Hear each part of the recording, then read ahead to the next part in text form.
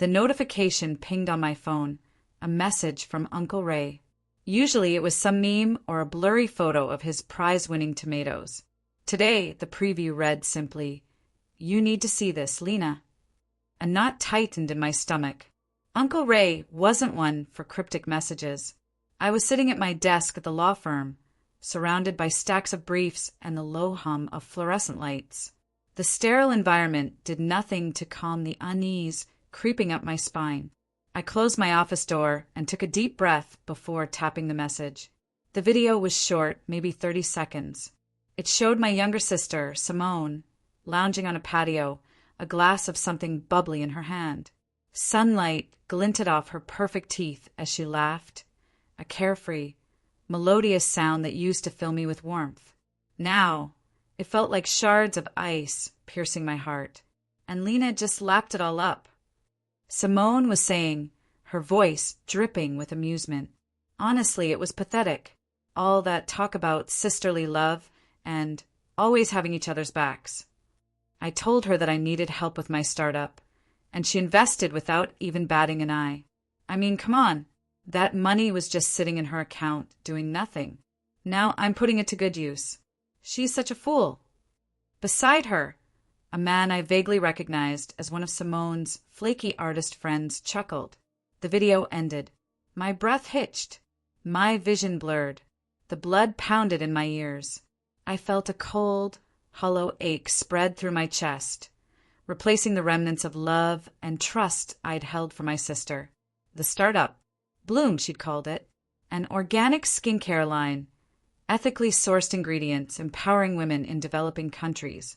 The whole 9 yards of millennial buzzwords. I'd believed in her vision. I'd believed in her. 3 years ago, after my divorce from Marcus, I'd been drowning in loneliness and self-doubt. Simone had been my lifeline.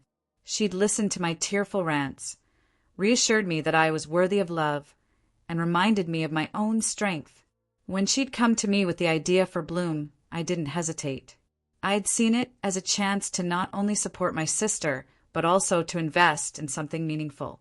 I'd given her almost $100,000, a significant chunk of my savings. She'd painted a picture of shared success, of building something together. Instead, she'd painted me a fool. Uncle Ray texted again. "I'm so sorry, Lena. I found this on Gregory's phone. He's been seeing Simone. I thought you deserved to know." Gregory, my ex-husband, Marcus's younger brother.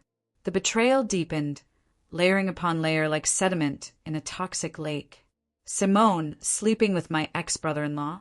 It was almost farcical, a plot twist ripped from a bad soap opera. Rage, raw and fierce, threatened to consume me. I wanted to scream, to confront Simone, to demand an explanation. But something held me back. An instinct honed by years of courtroom battles and navigating the subtle minefields of corporate law told me to be still, to observe, to plan. I typed back to Uncle Ray, my fingers trembling slightly. "Thank you, Uncle Ray, for telling me." That was all. I stayed silent for now. That night, sleep eluded me. The video replayed in my mind, each frame etching itself deeper into my consciousness. Simone's laughter, her dismissive tone, the casual cruelty in her eyes. I couldn't let this go. I wouldn't. This wasn't just about the money, although $100,000 was a significant sum. It was about the betrayal of trust, the manipulation, the sheer audacity of her deceit. Simone had not only stolen my money, she had belittled me, mocked my vulnerability, and shattered the foundation of our relationship. I wouldn't lash out. I would not allow her to see me as weak or predictable. I would play the long game. I would dismantle her life piece by piece with the cool, calculated precision of a surgeon. The next morning, I arrived at the office early, armed with a bottomless cup of coffee and a burning resolve. I started with Bloom. A quick search of the Secretary of State's website revealed that the company was indeed registered in Simone's name. I dug deeper, poring over online articles and social media posts about the company. I needed to understand the landscape, to identify any weaknesses or vulnerabilities. Bloom was thriving. Simone had built a successful brand, garnering praise for its ethical practices and high-quality products. She was a darling of the influencer circuit, her face gracing the pages of lifestyle magazines. From the outside, she was living the dream. But dreams, I knew, could be fragile things. I started with the legal angles. I consulted with a colleague who specialized in corporate law, discreetly outlining the situation without revealing Simone's name. He confirmed that I had a strong case for breach of contract and fraud. The investment agreement, which I thankfully had saved, clearly stated that the funds were to be used solely for the development and marketing of Bloom. Simone's admission in the video, though not admissible in court directly, could be used to give context to the overall action and strengthen my case. Next, I turned my attention to Gregory. A few strategically placed inquiries revealed that he was drowning in debt, thanks to a gambling habit he'd managed to keep hidden from Marcus. He was also deeply insecure about his relationship with Simone, constantly worried that she'd leave him for someone wealthier or more successful.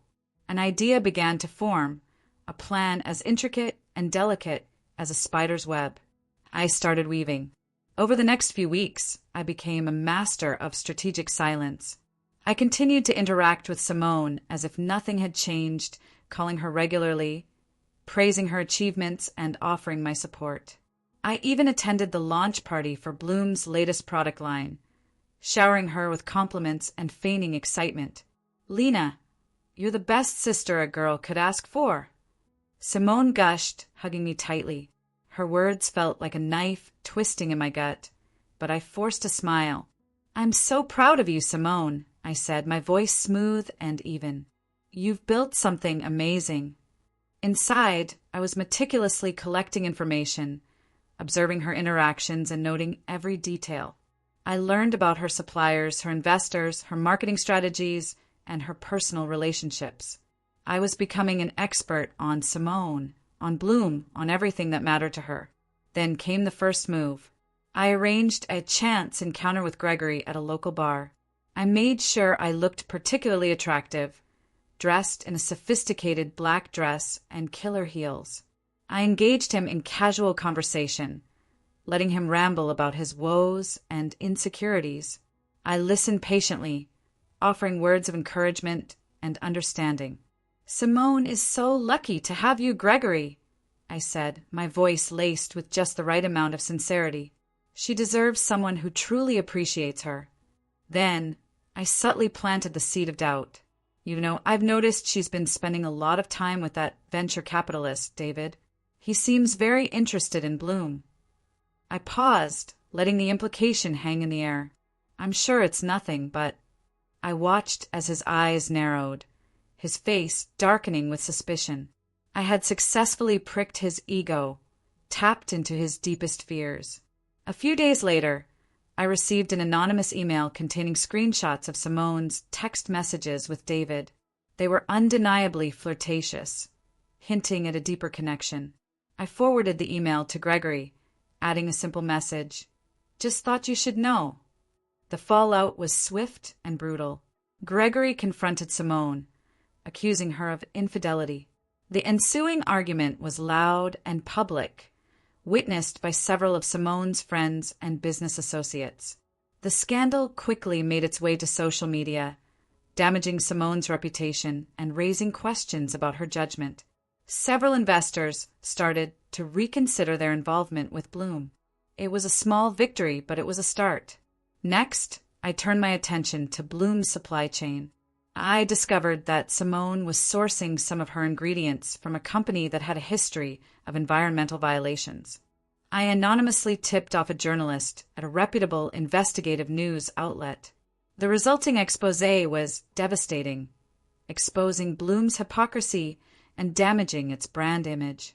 Customers boycotted the products, and retailers pulled them from their shelves. Simone was panicking.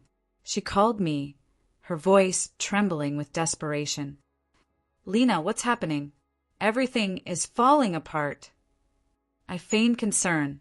"Oh, Simone, I'm so sorry. Is there anything I can do to help?" "I don't know," she sobbed. "I'm losing everything. Bloom, it's all going to be ruined. Don't give up, Simone, I said, my voice soft and soothing. You're strong. You'll get through this. Inside, a cold satisfaction spread through me. She was finally getting a taste of what it felt like to be betrayed, to be powerless, to lose everything you'd worked for. But I wasn't finished yet. The final blow came in the form of a lawsuit. I filed a civil suit against Simone, alleging breach of contract and fraud. The lawsuit was highly publicized, further damaging Simone's reputation and putting Bloom's future in jeopardy.